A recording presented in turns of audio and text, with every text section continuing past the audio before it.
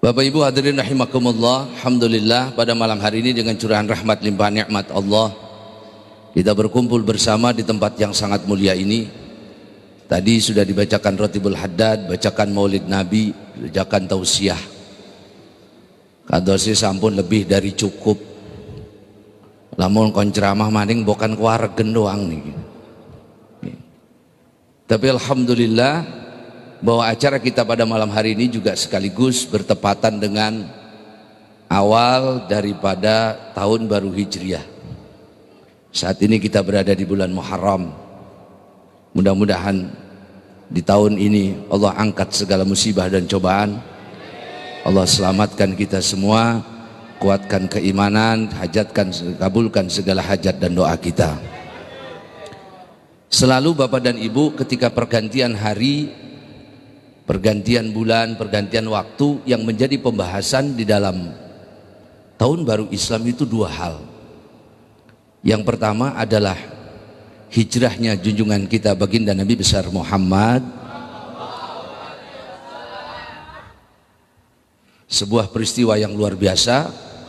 Nabi beserta seluruh sahabat umat Islam pada waktu itu berangkat dari Mekah menuju ke Madinah. Mekah Madinah niku boten tebih cuman 450 kilo. Cuacanya panas, iklimnya berat, kanan kiri banyak binatang buas, juga banyak suku-suku yang merampok di perjalanan. Nabi para sahabat berangkat satu rombongan, ada yang sendiri, ada yang berbondong-bondong menuju Madinah. Pertanyaan besar yang kita tanyakan sampai saat ini hadirin rahimakumullah, apa yang melandasi para sahabat? Apa yang menguatkan mereka sehingga sanggup berjalan menempuh jarak yang begitu luar biasa? Kadang-kadang kula 200 meter kon ning musala gur kuat.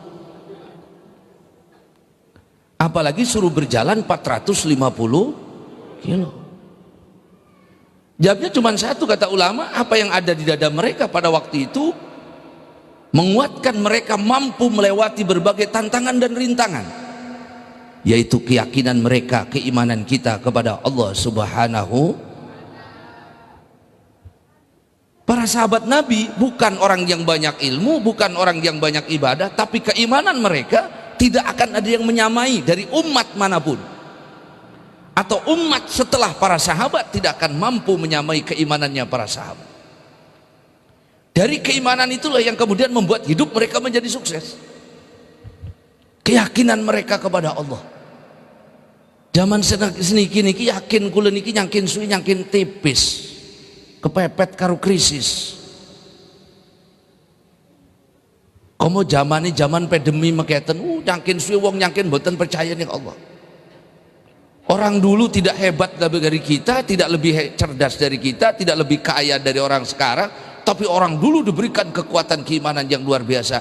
Itu yang kemudian diberikan pertolongan oleh Allah Subhanahu wa taala. Maka jangan khawatir menghadapi apapun di masa yang akan datang, jangan takut menghadapi apapun yang di masa yang akan datang, selama kita ini punya keyakinan, keimanan kepada Allah. Yang kita khawatirkan bukan rintangannya, tapi manakala keimanan terlepas dari hati kita, itu yang khawatir. Sebab kalau orang sudah tidak punya keimanan, keyakinan kepada Allah, itu bagaikan batu yang di lautan. Wenten watu ngambang ning laut, dibuntang banting kanan kiri terbawa sampai akhirnya pecah dan hancur sendiri. Nah, maka yang harus dikokohkan adalah keyakinan kita, keimanan kita kepada Allah Subhanahu. Wong bengen niku saking yakin ning Allah, kadang-kadang sing ora manjing akal dadi. Wong bengen lamun anyang-anyangan sing ditaleni jempol sikil. Ya waras. Tangi turu gulune ora bisa nyelak sing dipe kengulu. Waras. Takokaken ning dokter urusane napa jempol sikil sering nguyuh, lah urusane. Tapi kok waras. Karena mboten percaya ning jempole, percaya ning Allah. Apa urusane lar gulu karo kengulu? Kengulu disalah napa kok sing dipe kengulu giyebuki. Waras. Nah, ini yang sekarang kita makin lama makin tipis lah, apa iya, lah apa bener, apa bisa, selesai. Kalau umat ini menanyakan apa bisa Allah melakukan seperti itu, roboh keyakinan kita kepada Allah. Sahabat Nabi itu nggak takut ngadepi berabanya. Kalau yakin sama Allah ditolong oleh Allah. Tapi kalau orang nggak yakin sudah oleng. Doa kita itu Bu, kalau nggak yakin sama Allah gantung ning langit, naik enggak turun enggak, untung orang kegawangin doang. Allahumma ya Allah dikabulkan, syukur, nggak dikabulkan juga nggak apa-apa, lewat. Dan orang yakin itu modalnya dua, satu perbanyak ilmu, sebab yakin itu lahir dari ilmu. Nggih? Ya ini ku para guru-guru kula niki kiai ustad para ustad mboten dagang mboten memacul. Ya anak ini melas mangan kabeh. Kok sing jadi karyawan kok khawatir. Sing jadi pedagang kok takut. Sing jadi pengusaha kok was-was. Para ustad itu nggak ada yang was-was, nggak ada yang khawatir.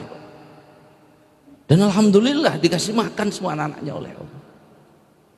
Nah ini yang harus kita pelajari. Aja iri nih doang nih kiai nih ustad nih Kang. Kita mah yang bisa ku mengkonon kiai mur mancing akal ya. Ning omah bae je soge. Kita memudar mandir ora soge-soge. Lah ya beda. Ya. Yang membedakannya apa? Mereka itu para ulama punya keyakinan kepada Allah. Maka butuh ilmu. Orang tuh kalau nggak punya ilmu nggak bakal yakin sama Allah. Ngaji, datang sama kiai sama pesantren, datang majelis-majelis taklim. Insya Allah kalau orang itu ngaji sejelek apapun ujungnya bakal jadi baik. Asal ngaji ini terus aja setengah-setengah. Tapi sing setengah-setengah niki alamat suul khotimah. Bengen kita mengaji bengen. Kok saiki orang ngaji ora suul khotimah. Terus saja insya Allah di ujungnya diberikan kebenaran, dibimbing oleh Allah. Nggih? Ya. Kalau pemimpin tuh masih rajin ngaji berarti masih bisa dibenerin, diingetin, dan insya Allah kedepannya bener. Tapi kalau pemimpin orang gelem ngaji, tekannya hadir, sambutan balik, lagi ruwet urusannya. Dan kata-katanya mekoten, rawo sambutan waya ceramah balik. Wong buku ngaji niku sing penting, nggih? Satu, wong niku lan mboten derbe ilmu kan gati. Nggih. Waduh, Masya Allah wong bodoh niku kadang-kadang ngacak-acak ibadah. Wong sengen wenten wong bodoh sholat jenazah ngentut Kang. Sedang sebelah ustad selesai sholat, kata ustad sholat jenazah aja ngentut sir, batal salate mau kan boten kiai boten. Batal wong kula mun ngentut batal salate sholat wudune batal salate. Boten kiai boten batal. Lah kelipen ora batal sing mau durung wudu kula medurung.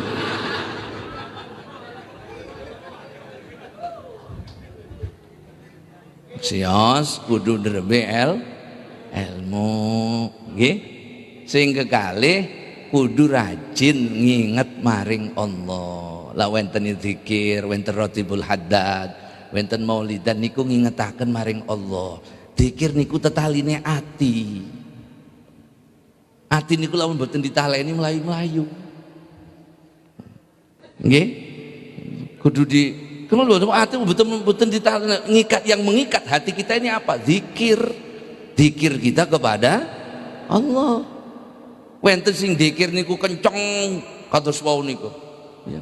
La ilaha illallah subhanallah alhamdulillah kenceng. Wenten sing zikir meneng alon tapi dudu ngantuk. Semuanya mengingat Allah, hanya metodenya yang berbeda-beda. Ya. Lah wenten ke Sayyidina Abu Bakar ditakon, ya Abu Bakar, kata Nabi, kalau zikir bagaimana? Saya zikirnya pelan ya Rasulullah. Kenapa? Lebih meresap dalam hati. Kalau engkau ya Umar zikirnya bagaimana? Saya keras ya Rasulullah. Kenapa keras? Ngusir setan. Garan bukan anu wong sing ora trime ku dikiran keras-keras, jawab ngusir setan. Siapa setannya? Sire.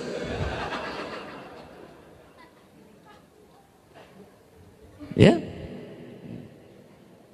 Maka zikir itu yang mengingatkan kita, mengenalkan kita kepada Allah. Nggih. Wong disebutkan di dalam beberapa riwayat hadis, orang itu kalau zikir niku sing goncang niku ares. Geger niku malaikat tampun wong wenten wong dikir ribut niku malaikat. Suara dikir itu sampai ke ars. Jangan dikira kita tadi membaca Ratibul Hadad gak sampai kedengaran di sana. Apa iya terus mati depet orang percaya megati diomongane sira. Sampai. Nah itu mengikatkan hati kita untuk senantiasa mendekatkan kepada Allah. Yang kedua, pembicaraan kita kalau berkaitan dengan bulan Muharram biasanya tentang waktu. Dalam Al-Quran dikatakan, ya ayyuhalladzina amanu taqullaha wal tanzur nafsum ma qaddamat lighad. Kita semua harus mempersiapkan hari setelah hari ini. Hari setelah hari ini kata ulama maknanya dua. Apa? Al-yaum ba'da hadil ayyam, hari setelah hari-hari ini atau hari-hari di masa yang akan datang itu adalah hari esok.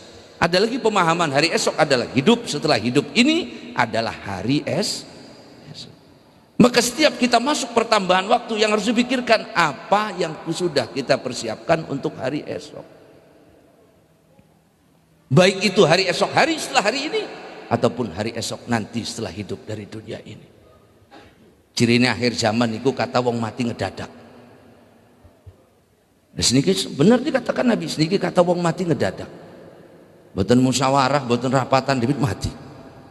Ya. Orang dulu mungkin panjang persiapannya, sekarang masya Allah. Artinya apa? Kita harus lebih banyak mempersiapkan dibanding orang-orang terdahulu. Ya.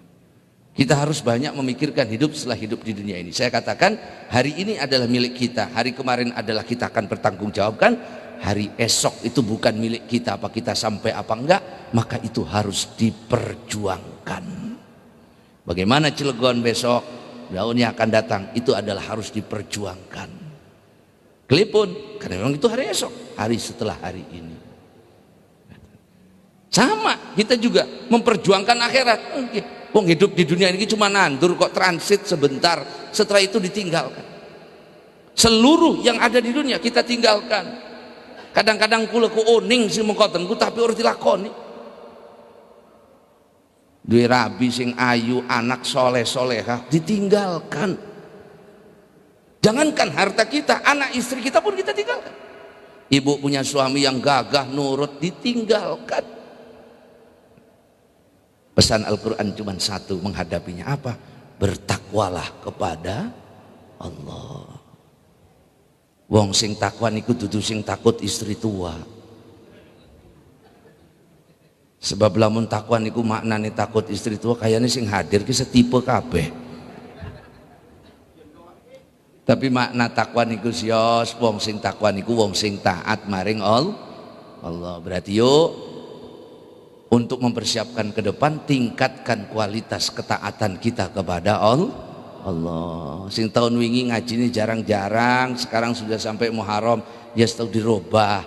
Sing kadang hadir di masjid kadang boten ya dirubah. Yang dulu banyak ribut sama tetangga ya dirobah, iku tandane wong niku taatnya berubah, memperbaikinya. Maka orang yang bertakwa, orang yang taatnya ditingkatkan. Yang kedua kata Imam Ghazali, makna takwa niku maknane doang khasyah. Wong sing takwa niku orang yang punya takut kepada Allah. Jangan takut menghadapi hari esok, dalam arti ketakutan urusan ekonomi. Jangan khawatir menghadapi masa depan dalam arti urusan ekonomi. Tapi takutlah kita ketika manakala dihadapkan, diberdirikan di hadapan Allah. Wong seniki-niki kula niki punya ketakutan yang beda-beda. Ada bapak-bapak takut sama istri luar biasa ya wakeh. Modelnya solehah. Wonten bapak-bapak niku yen mantuk ning griya ngadeg ning lawang bismillahirrahmanirrahim sya'um fil ardi wala fis sama. Kayak melewati alas bae. Nggih? Wonten sing wong takut boten dahar, wonten sing takut boten medamel. Ketakutan-ketakutan seperti itu sah-sah saja, tapi jangan mengalahkan ketakutan kita kepada Allah. Sebab Allah bisa melakukan apapun yang diinginkan oleh Allah. Nggih? Jadi istri yang takut sama Allah, mangga ibu sholat yang banyak, ngaji yang banyak, zikir yang banyak. Ibu durhaka sama suami sejengkal ora diterima salate. Krungu ora diterima salate. Lah wong suami saya mah jarang ibadah, biarin. biar suami ibu masuk neraka, ibu masuk surga. Sejengkal boten diterima. Iki kok zaman saya kini masya Allah arus medsos niki Pak hebat luar biasa. Istri ngelunjakin yang laki ya sudah 2 kali lipat, 3 kali lipat. Wenten laki disewoti rabine, wenten laki di tempuk rabine, nana laki digebuki rabine. Arab lapor repot kan wong gebuki rabine. Bu ya. Yang ketiga, makna takwa itu kata Imam Ghazali, kalau kita harus mempersiapkan takwa untuk masa depan, kata Nabi, kata Imam Ghazali, takhalla wa tahalla. Ya. Orang yang bertakwa itu orang yang meninggalkan sifat yang tercela, wa tahalla bil fadail, dan mengganti dengan sifat yang terpuji. Nggih? Lan niku para badan hadirin rahimakumullah, mari ambil semangat hijrah dengan mengokohkan keyakinan kita kepada Allah. Yang kedua, persiapkan dengan waktu ini untuk kita meningkatkan ketakwaan kepada Allah, untuk kita senantiasa membangun rasa takut kepada Allah, untuk kita memperbaiki diri ke depan untuk lebih baik, ke depan untuk semakin baik. Yang sudah baik jadi semakin baik, yang sudah sukses bertambah kesuksesannya. Itu tandanya orang tersebut mempersiapkan untuk hari esok dan hari setelah hari ini. Pas boten Bu, pas boten. Lanjut ya pas pun uangnya lah wis. Nggih. Mudah-mudahan kalau malam hari ini kita dikumpulkan di sini bersama-sama, nanti dikumpulkan di dalam surga Jannatun Naim bersama baginda Nabi besar Muhammad. Mohon maaf segala kurangan. Allahumma fiq lakum bitarik. Assalamualaikum warahmatullahi wabarakatuh.